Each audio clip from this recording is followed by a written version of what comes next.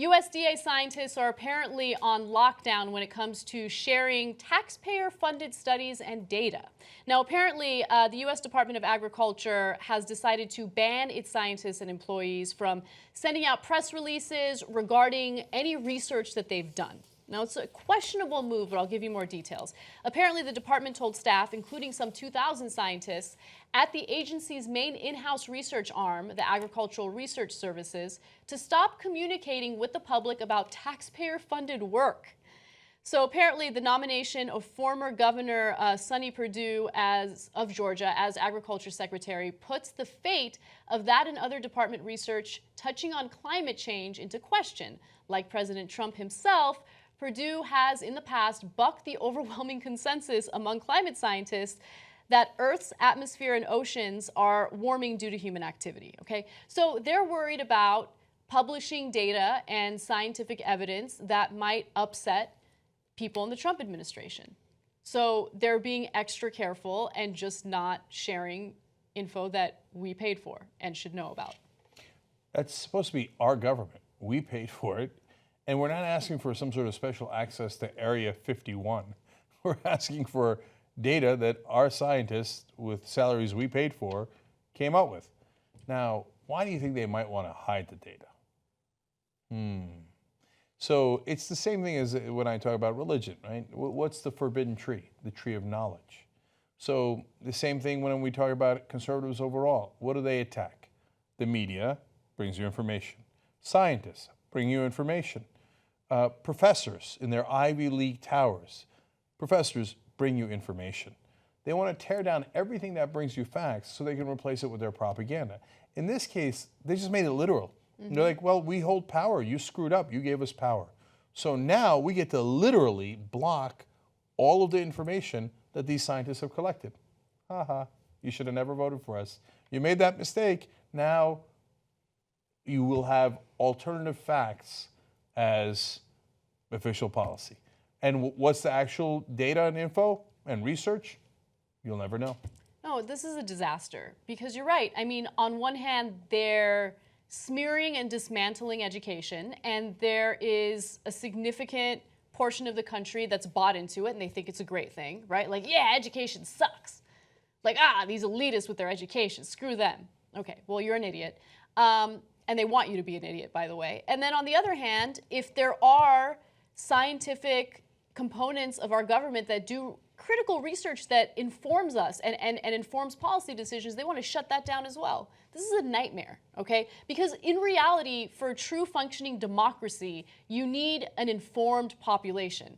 And they are going out of their way to share misinformation, to share propaganda, and do away with anything and everything that actually enlightens and informs us.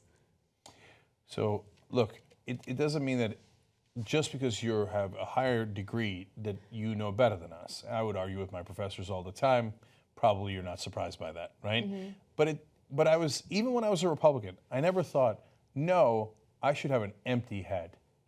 I shouldn't get information. I shouldn't have any real facts or data or science or research. Well, because if you think that, well, you're actively choosing to be stupid. And that's an amazing thing to choose.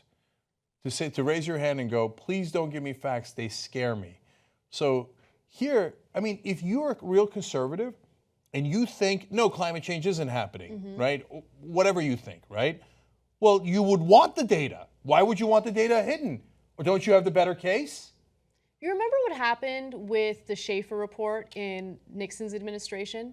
So Nixon himself had commissioned a study on marijuana, and he had a politician by the name Shafer to look into this, to see whether or not it was really a public safety issue. And so Shafer does the study, they research it, and they come up with the results, and they're like, no, marijuana does not pose any type of health risk or public safety risk. It should be legalized, not criminalized. And Nixon just didn't like that research. So he ripped it up and he amplified the war on drugs, right? And one of his aides later said, well, that's because it was for political reasons. He admitted it in the 1990s. He said, we wanted to target the blacks and the hippies.